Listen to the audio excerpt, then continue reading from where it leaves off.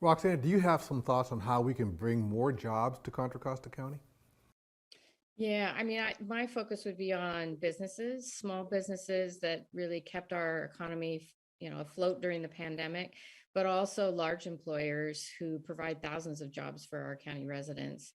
And I'd work to look at a broad range of business community efforts to support an economic rebound after the pandemic. And I think that means apprenticeship programs and the development of integrated systems for workforce pipelines.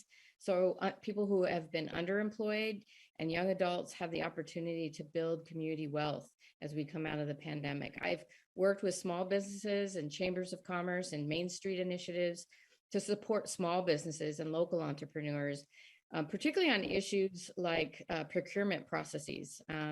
There's a lot of local entrepreneurs who want to get their business started in our community, only to be met with cities which, throw a lot of barriers, and counties as well. And I would work with the East Bay Leadership Council and the East Bay Economic Development Alliance and others to really remove governmental barriers, to make sure that state and federal dollars flow in to Contra Costa for businesses. And then also the Building Back Better campaign.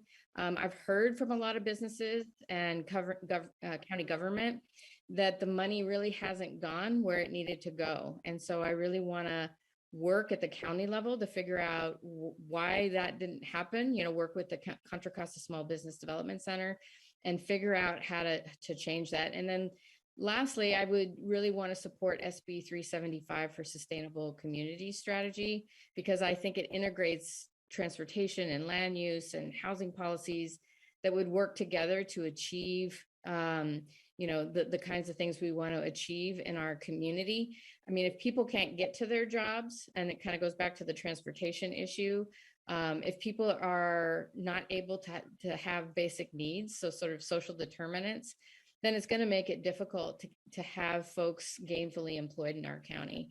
And then I also think it's important to keep our young people in the county. My own daughter, who was, really working hard in an industry, left our county just last month because she couldn't afford housing. And so that talent is now gone, right? And I think that's true of many young people who want to stay in our community. And we have world-class educational institutes like UC Berkeley and Cal State East Bay, and I think working with and DVC, and I think working in proximity with them to figure out how we can spur